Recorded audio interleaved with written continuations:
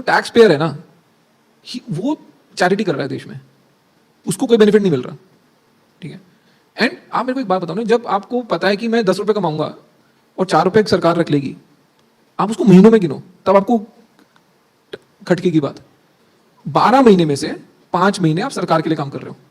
अश्नीर ग्रोवर ने जो बात कही है ये बिल्कुल सही है। आप साल भर में काम करते हैं तो 4 महीने तो आप गवर्नमेंट के लिए काम करते हैं। अगर आप 100 रुपए कमाते हैं तो उसमें से 30 रुपए तो आप गवर्नमेंट के लिए कमाते हैं, बाकी के 70 रुपए बचते हैं। उसमें से भी अगर आप देखते हैं तो आप किसी प्रोडक्ट को खरीदते हैं तो उसके ऊपर आप जीएसटी पे करते हैं, या फिर आप कार खरीदते हैं तो वहां पर शेष पे करते हैं, टैक्स पे करते हैं, इंश्योरेंस बाय करते हैं तो वहां पे भी टैक्स पे करते हैं। तो इन्होंने बिल्कुल सही बात कही है। अगर आप देखते हैं तो प्रत्येक साल हमारे देश में जो बिलियनियर्स हैं या फिर मिलेनियर्स हैं वो इंडिया को छोड़ करके दूसरे देश में शिफ्ट होते चले जा रहे हैं। इनफैक्ट अभी कुछ दिनों पहले ही विराट कोहली की खबर चल रही थी कि विराट कोहली लंदन में शिफ्ट हो गए हैं। और इंडिया में अगर देखेंगे तो कई ऐसे बिजनेसेस ग्रुप हैं जो ऑलरेडी इंडिया को छोड़ करके दूसरे देशों में शिफ्ट हो गए, सिंगापुर चले गए हैं या फिर यूएई चले गए हैं। पिछले साल इंडिया में अगर देखेंगे तो 6500 मिलेनियर जिनकी नेटवर्थ 8.5 करोड़ रुपए से अधिक है, वे लोग इंडिया को छोड़ चुके हैं और दूसरे देश में जाकर के शिफ्ट हो गए हैं। इस साल भी अगर देखेंगे तो हमारे देश में 4300 मिलीनियर जिनकी नेटवर्थ 8.5 करोड़ रुपए से अधिक है, वे इस साल देश छोड़ने वाले हैं। और वे कहां जाएंगे? यूएई जाएंगे, सिंगापुर जाएंगे, ऑस्ट्रेलिया जाएंगे और भी कई देश है जहां पर जा रहे हैं। क्यों छोड़ रहे हैं? इसके पीछे बहुत बड़ी वजह है टैक्स सिस्टम। दूसरा सबसे बड़ा वजह यह हो सकता है कि हमारे देश में उस तरीके की फैसिलिटी नहीं मिलती है। टैक्स लेते हैं इंग्लैंड की जैसा, फैसिलिटी देते हैं सोमालिया और युगांडा की जैसा। यही कुछ कारण है कि जिसकी वजह से प्रत्येक साल हमारे देश में जो मिलीनियर्स हैं वो इंडिया को छोड़ते चले जा रहे हैं। आइए आज की इस वीडियो में विस्तार से हम चर्चा करते हैं। हाल ही में एक रिपोर्ट छपी थी, माइग्रेशन की रिपोर्ट, जिसमें बताया गया था कि इस साल भारत से 4300 मिलीनियर जिनकी नेटवर्थ 8.5 करोड़ रुपए से अधिक है या फिर करोड़पति हैं जो भारत को छोड़ देंगे। वहीं इस खबर में यह भी बताया गया था कि 15,200 करोड़पति चीन से अगर देखेंगे तो अपने देश को छोड़ देंगे। वहीं दूसरी तरफ यूके यानी यूनाइटेड किंगडम से भी अगर देखेंगे तो खबर आई थी कि लगभग 9500 करोड़पति अगर देखेंगे तो अपने देश छोड़ने वाले हैं। और अब तक भारत में 7,43,393 करोड़पति या फिर कहें मिलेनियर अपने देश को छोड़ चुके हैं। ये माइग्रेशन का रिपोर्ट है, ये पिछले साल का रिपोर्ट है। इसमें अगर देखेंगे तो इंडिया तीसरे नंबर पर है पूरी दुनिया में। यानी यूं कहें कि हमारे देश में तीसरा स्थान है हमारा देश का, जहां के मिलेनियर्स या फिर जहां के करोड़पति अपने देश को छोड़ चुके हैं। अगर आप 2023 की रिपोर्ट्स अगर आप देखते हैं तो पिछले साल चाइना में 13,500 लोग अपने देश को छोड़ चुके थे। वे मिलेनियर्स थे, उनकी नेटवर्थ 8.5 करोड़ रुपए से अधिक थी। और इस लिस्ट में इंडिया दूसरे स्थान पर था, जब 6500 लोग पिछले साल हमारे देश से इंडिया को छोड़ चुके थे। यूके तीसरे नंबर पे था और रशिया चौथे नंबर पे, और ब्राजील से 1200 लोग अपने देश को छोड़ चुके थे। लेकिन ये लोग गए कहां? इस रिपोर्ट में देखिए तो ऑस्ट्रेलिया में अगर देखेंगे तो पिछले साल 5200 माइग्रेंट्स अगर देखेंगे तो ऑस्ट्रेलिया में जाकर के रहने लगे थे, वो करोड़पति हैं। यूए में 4500 और सिंगापुर में 2100, स्विट्जरलैंड में 1800 करोड़पति जाकर के रहने लगे हैं। लेकिन इसके पीछे वजह क्या है? आखिर इंडिया का जो मिलेनियर्स हैं या फिर जो चाइना का जो मिलेनियर्स हैं या फिर कोई और देश के मिलेनियर्स अपने देश को छोड़ क्यों रहे हैं? इसके पीछे एक बहुत बड़ी वजह है। इससे पहले आप देख लीजिए मिलेनियर माइग्रेशन 2024 का रिपोर्ट से देखिए। चाइना में अगर देखेंगे तो इस साल 15,200 लोग अपने देश को छोड़ चुके हैं। इंडिया में अगर देखेंगे तो 4300 लोग अपने देश को छोड़ चुके हैं। यूके में 9500 लोग अपने देश को छोड़ चुके हैं। और इस लिस्ट में अगर सबसे ज्यादा अगर देखेंगे तो यूएई में अगर देखेंगे तो 6700 मिलेनियर जाकर के रहने लगे हैं। सिंगापुर में अगर देखेंगे तो 3500, ऑस्ट्रेलिया में 2500 लोग जाकर के रहने लगे हैं। इस रिपोर्ट्स में अगर आप देखते हैं तो इस समय यूएई अगर देखेंगे तो दुनिया का सबसे बड़ा धन संपत्ति वाला देश बनने की अपनी इच्छा दृढ़ शक्ति रखने वाला देश अपने देश में जो मिलेनियर्स हैं उनको आकर्षित कर रहा है कि आप हमारे देश में आइए, रहिए, हम आपको यहाँ पे जो गोल्डन वीजा है वो भी हम फ्री देंगे, साथ ही जो टैक्स है उसमें भी हम आपको भारी छूट देंगे। उसके साथ साथ अगर आप बिजनेस करना चाहते हैं, आप अपनी कंपनी को हमारे यहाँ रजिस्टर्ड कीजिए, हम आपको लोन भी प्रोवाइड करते हैं। और जो कॉर्पोरेट टैक्स है यूएई का इस समय वो 9% है, जबकि अगर आप इंडिया का कॉर्पोरेट टैक्स अगर आप देखते हैं तो 35% कॉर्पोरेट टैक्स है।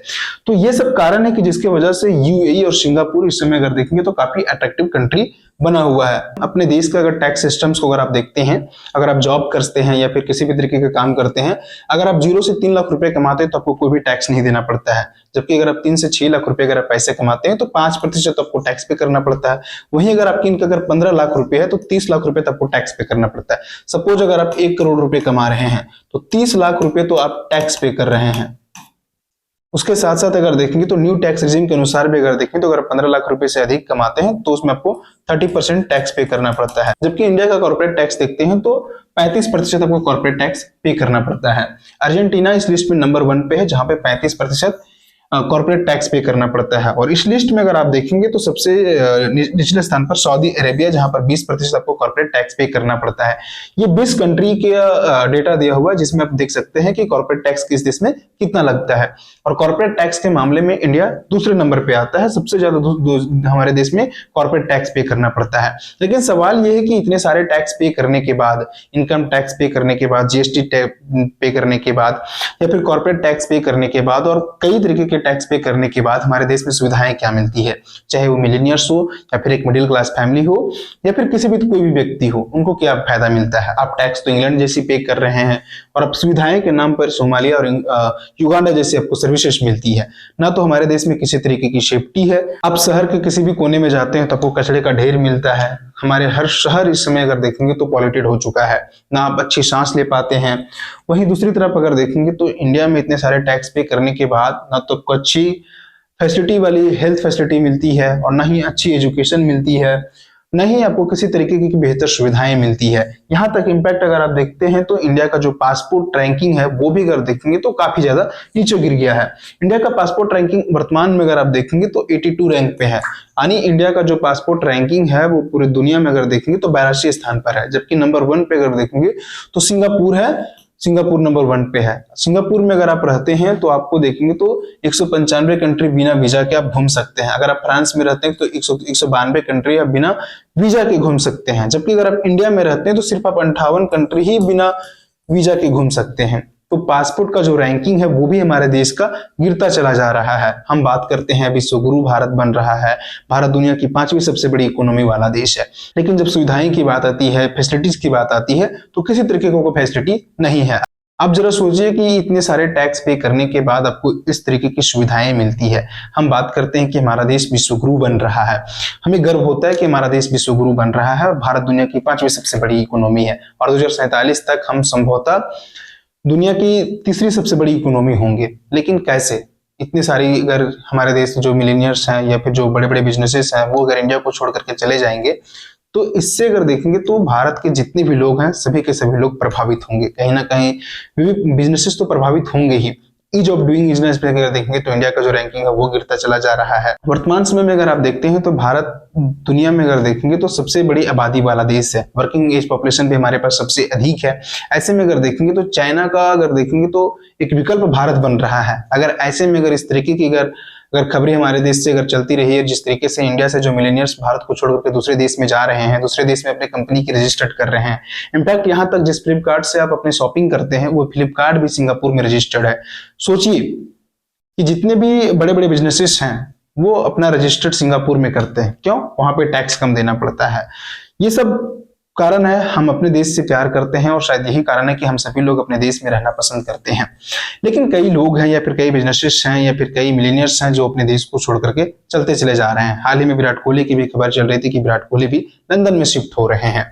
तो बड़े बड़े मिलेनियर्स, बड़े बड़े करोड़पति इंडिया को छोड़ रहे हैं और इससे कहीं ना कहीं भारत में सभी लोग इससे प्रभावित होंगे और इंडिया की इकोनॉमी पूरी तरीके से प्रभावित होगी। किस तरीके से प्रभावित होगी ये भी जान लीजिए। इंडिया इस समय चाइना का विकल्प बन रहा है। ऐसे में अगर देखेंगे तो यहाँ से अगर इस तरीके की खबरें फैलती है या इस तरीके का अगर टैक्स बर्डन अगर रहा तो कोई भी कंपनी आकर के इंडिया में रजिस्टर्ड करना नहीं चाहेगी, अपना मैन्युफैक्चरिंग सेटअप नहीं डालेगी। उनके पास भी विकल्प है वियतनाम जैसी कोई कंट्री में जाकर के जहां पर टैक्स काफी कम हो। तो कहीं ना कहीं जो इस तरीके की जो खबरें हैं ये कहीं ना कहीं हमारे देश के लिए बहुत बड़ी अगर देखेंगे तो सोचने का विषय है।